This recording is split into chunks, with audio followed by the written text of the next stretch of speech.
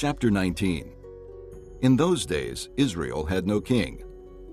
Now a Levite who lived in a remote area in the hill country of Ephraim took a concubine from Bethlehem in Judah. But she was unfaithful to him. She left him and went back to her father's house in Bethlehem, Judah.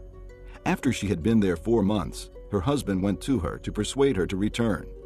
He had with him his servant and 2 donkeys. She took him into her father's house, and when her father saw him, he gladly welcomed him. His father-in-law, the girl's father, prevailed upon him to stay, so he remained with him 3 days, eating and drinking and sleeping there.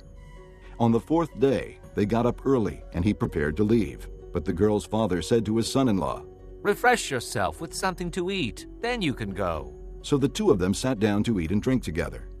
Afterward, the girl's father said, "Please stay tonight and enjoy yourself." And when the man got up to go, his father-in-law persuaded him, so he stayed there that night. On the morning of the 5th day, when he rose to go, the girl's father said, "Refresh yourself. Wait till afternoon." So the 2 of them ate together. Then when the man, with his concubine and his servant, got up to leave, his father-in-law, the girl's father, said, "Now look, it's almost evening. Spend the night here. The day is nearly over. Stay and enjoy yourself. Early tomorrow morning you can get up and be on your way home."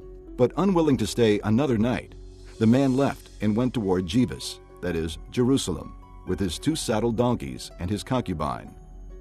When they were near Jebus, and the day was almost gone, the servant said to his master, "Come, let's stop at this city of the Jebusites and spend the night."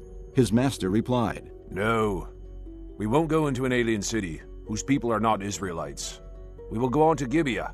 He added, "Come, let's try to reach Gibeah or Ramah and spend the night in one of those places." So they went on, and the sun set as they neared Gibeah in Benjamin. There they stopped to spend the night. They went and sat in the city square, but no one took them into his home for the night. That evening, an old man from the hill country of Ephraim, who was living in Gibeah, the men of the place were Benjamites, came in from his work in the fields. When he looked and saw the traveler in the city square, the old man asked, "Where are you going? Where did you come from?" He answered, "We are on our way from Bethlehem in Judah to a remote area in the hill country of Ephraim, where I live. I have been to Bethlehem in Judah, and now I'm going to the house of the Lord. No one has taken me into his house. We have both straw and fodder for our donkeys, and bread and wine for ourselves, your servants. Me, your maidservant, and the young man with us. We don't need anything." "You are welcome at my house. the old man said. Let me supply whatever you need. Only don't spend the night in the square." So he took him into his house and fed his donkeys. After they had washed their feet, they had something to eat and drink. While they were enjoying themselves, some of the wicked men of the city surrounded the house. Pounding on the door, they shouted to the old man who owned the house, "Bring out the man who came to your house so we can have sex with him." The owner of the house went outside and said to them, "No, my friends, don't be so vile.